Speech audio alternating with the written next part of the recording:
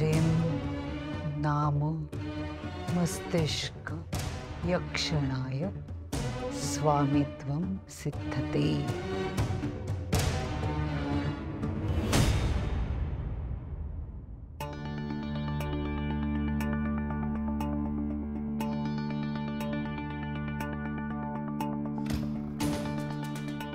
बाबा काय म्हणाले डॉक्टर? सगळं ठीक आहे ना? नेत्रा, काळजीचं काही कारण नाही आहे. बाबा बघू.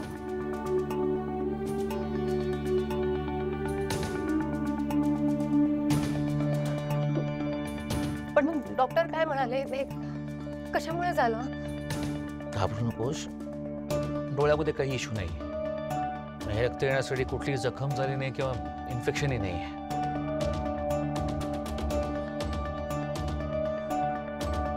सगळं त्या शब्दामुळेच. नेत्रा, हे सगळं मेडिकल सायन्सच्या पण पलीकडचं आहे. आता आपण खात्रीने म्हणू शकतो की तो शब्द उच्चारल्यामुळेच बाबांच्या डोळ्यातून रक्त आलं होतं. बाबा नक्की काही त्रास होत नाहीये ना आता? नाही. बाबा, त्रास होत नसला तरी डॉक्टरांनी सांगितलेलं ते ड्रॉप तुम्ही घ्यायचं. मी आणून देतो तुम्हाला लगेच. आणि बाबा परत असं काही झालं ना तर आम्हाला कळवा. प्लीज स्वतःची काळजी घ्या तुम्ही. मी काळजी घेतोच आहे. हे जे काही घडलंय त्यानपेक्षित आणि धडकी भरवणार आहे. मला आश्चर्य वाटतं की एक शब्द एवढं काही करू शकतो. बाबा नाही, तुम्ही आता त्या शब्दाचा विचार सुद्धा करायचा नाही. मनात सुद्धा तो शब्द उच्चारायचा नाही. मित्रा, लवकरात लवकर आपल्याला विरोचक पुढे काय करणार याचा अंदाज घ्यायला हवा, म्हणजे अनर्थ टाळता येईल.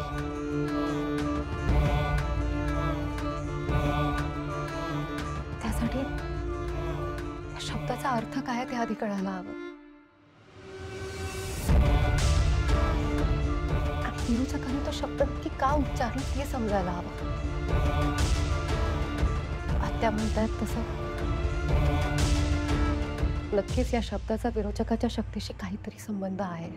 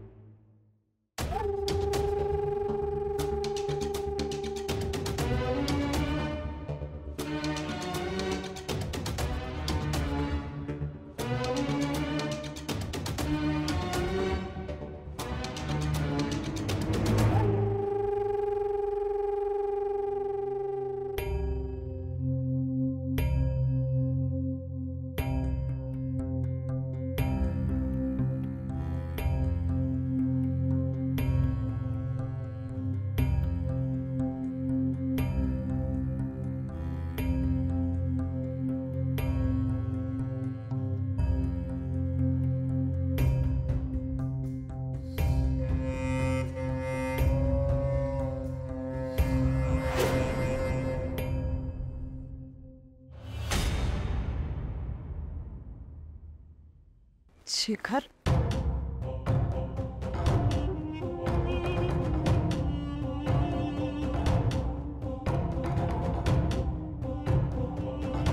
शेखर, काही राहिलं का? परत आलात? मी देऊ का शोधून? काय हवंय? ओके, शोधा तुम्ही. मी जाते.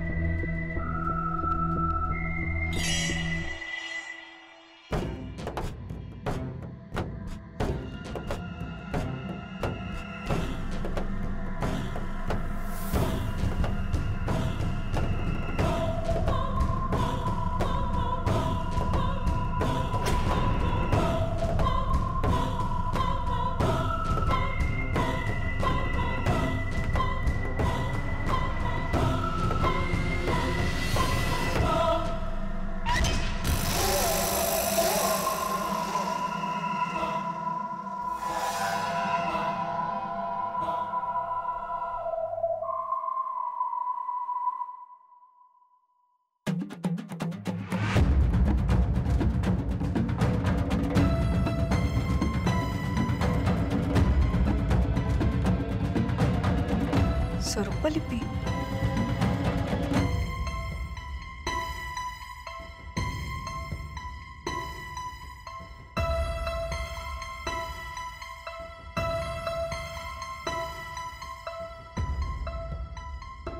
त्रिम नाम मस्तिष्क यक्षणाय स्वामित्वम सिद्धते. एकच शब्द. कोणता शब्द? यक्षणाय.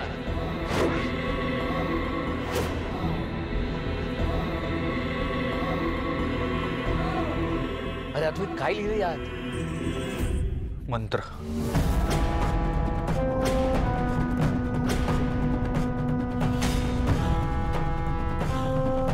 मी जो सकाळी शब्द उच्चारला होता तो यात आहे.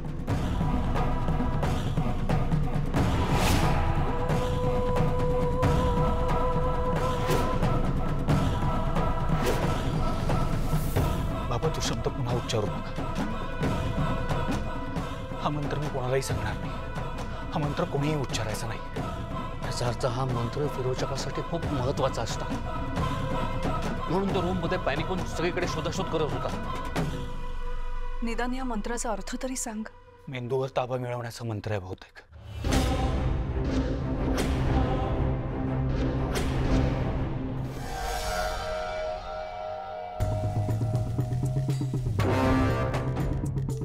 मीटिंग सुरू आहे म्हणजे मी टाकलेल्या जाळ्यात अडकलेत सगळे बिंडूक.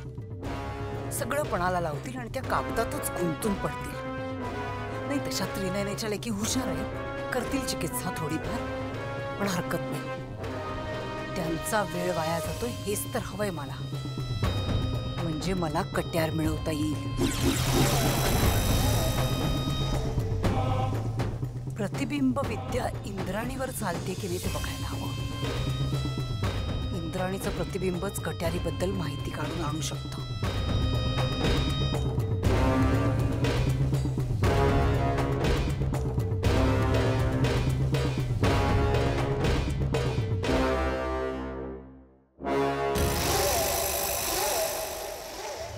मेंदूवर ताबा.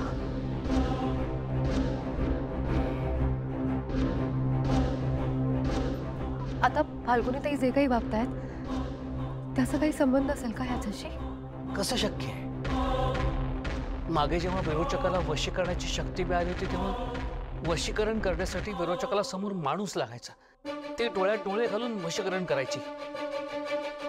हा मंत्र ती एकटेच म्हणत होते, समोर कोणी नव्हतं. कदाचित असं नसेल. हा मंत्र म्हटल्यावरती ती कोणाच्याही मेंदूवरती कुठूनही ताबा मिळू शकते.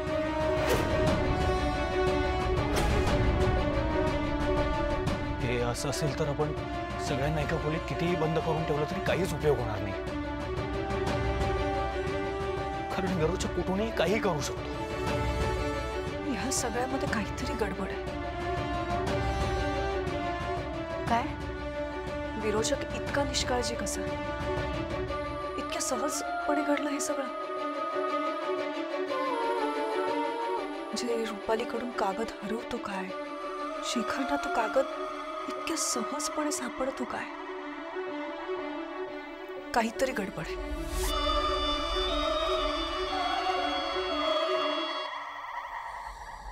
अगदी बरोबर आहे तुमचं. या सगळ्याच्या मुळाशी जायला हवं.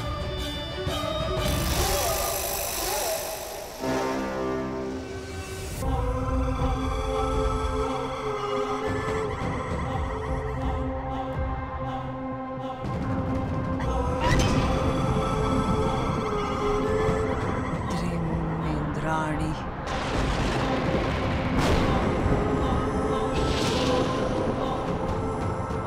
प्रतिबिंब यक्षणाय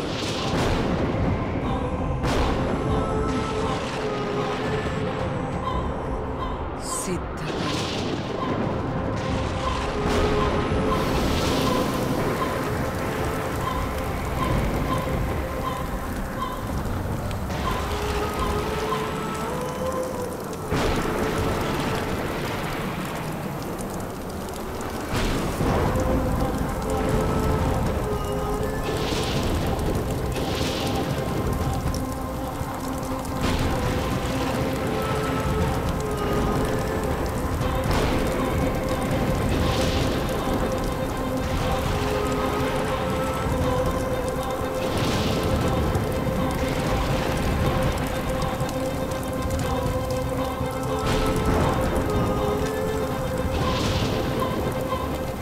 काय म्हणते ते नीट ऐक आणि तसंच कर. मला कट्यार हवी आहे. तू ती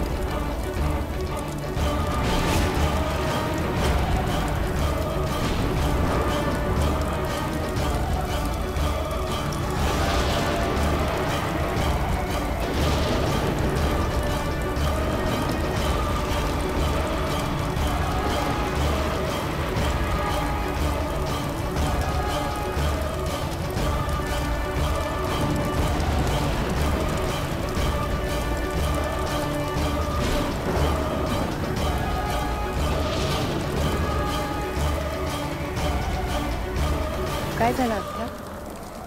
काही नाही. चला.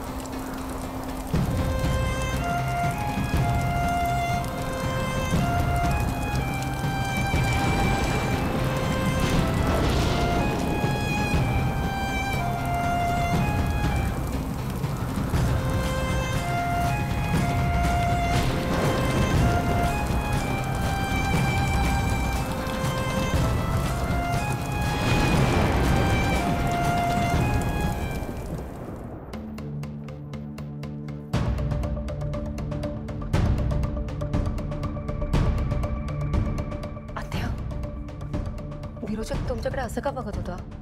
काहीतरी गडबड आहे. आपल्या घरात काहीतरी गोड घडतंय नेत्रा. म्हणजे विरोचक.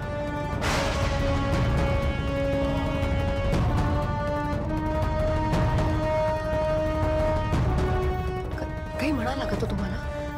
तुम्ही त्याच्या जवळ का गेला होता? काहीतरी पुटपुटत होता.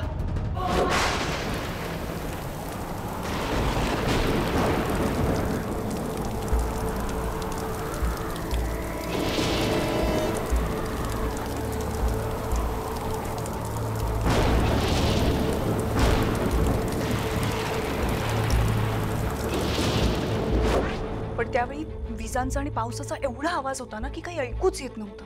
त्यात लाईटही नव्हती. त्याचे डोळे बंद होते आणि डोळे उघडून त्याने माझ्याकडे बघितलं आणि मला म्हणाला, मला कट्यार हवी आहे. काय? मग तेवढ्यात तू आलीस आणि मग तू बोलायचं थांबला. पण विरोचक थेट कट्यारीबद्दल का बोलला? तेच तर कळत नाहीये ना. त्या बाबांना सापडलेला तो कागद, तो शब्द, आता विरोचकाचं थेट कट्यारीबद्दल बोलणं, सगळं विचार करायला भाग पाडतंय. तो उभाच होता पण त्याचे डोळे बंद होते. मी आत गेल्यावरती त्याने डोळे उघडले. त्या बाबांनी जेव्हा तो शब्द ऐकला होता तेव्हा विरोचकाचे डोळे बंद होते आणि आता तुम्ही समोर गेलात तेव्हा सुद्धा विरोचकाचे डोळे बंद होते. हो.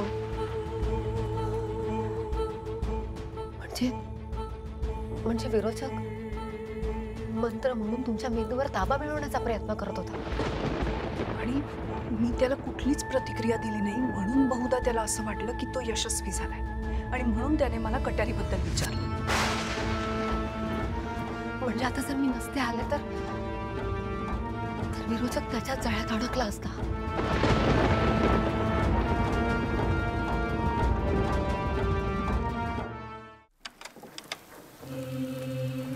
सगळाच गोंधळ झाला.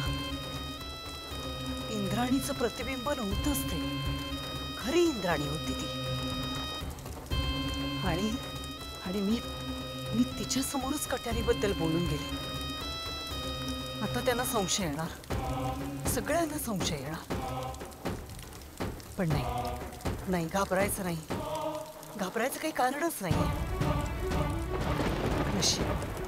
नशीब प्रतिबिंब विद्येबद्दल संशय येईल असं मी काहीही बोलले नाही. आधीच फाल्गुनीच्या प्रतिबिंबाने जे काही केलंय त्यामुळे हे सगळे गोंधळूनच गेलेत. आणि त्यात आता शेखरला जो कागद मिळालाय त्यामुळे तर हे सगळे त्या मंत्रातच अडकून राहणार आहे. माझं ध्येय मी विसरणार नाही. कट्यार हवी आहे मला. विरोचकाचा वध ज्या कट्यारीने होऊ शकतो ती कट्यार काहीही करून मला हवी आहे. मला संशय आहे की विरोचक हे सगळं घडवून आणतं आणि तो हे सगळं का करतोय हे जाणून घेण्यासाठी मला मंत्र वाचावाच लागेल.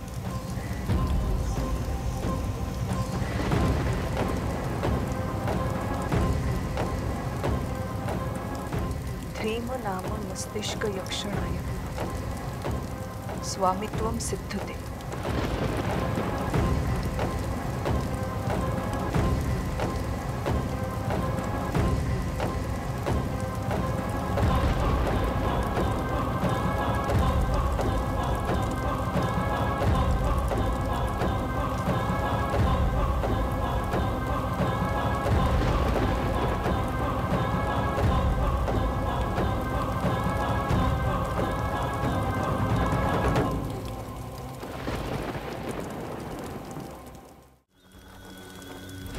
त्या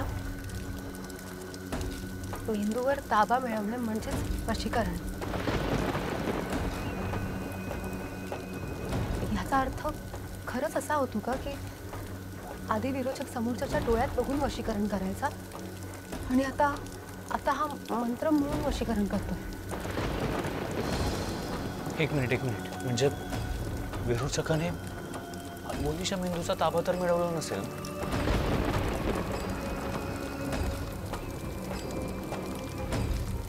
काही सांगता येत नाही. कारण हल्ली खरंच फाल्गुनी ते थोडं वेगळं वागतायत. म्हणजे थोडं गोंधळल्यासारखं करतायत का? म्हणजे आपण लगेच अशा निष्कर्षावर पोहोचायला नको. आपण तिच्यावर लक्ष ठेवूया.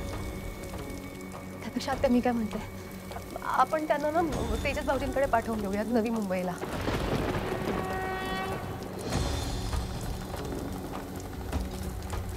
हां. आणि आत्या, विरोचक जे अस्थि कट्यारीबद्दल तुम्हाला म्हणाला होता ते नक्की कशाबद्दल असेल? म्हणजे त्याचा अर्थ नक्की काय असेल? म्हणजे खरंच त्याला काही कळलं असेल का? किंवा असं तर नसेल ना, तो तुमच्या मेंदूवर ताबा मिळवण्याचा प्रयत्न करत होता? नाही, हे सगळं दिसतं तितकं सोपं नाही. मी सकाळीच म्हटलं होतं ना की ह्या सगळ्या घटनांमध्ये काहीतरी गडबड आहे. म्हणजे शेखरना तो कागद मिळणं,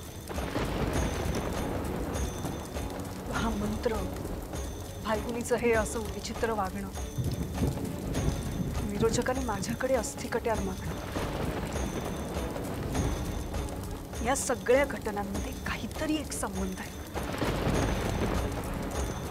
पण आपण संयम ठेवायला हवा. आपल्याकडून एखादी चूक व्हावी हेच कदाचित विरोचकाला हवं असेल.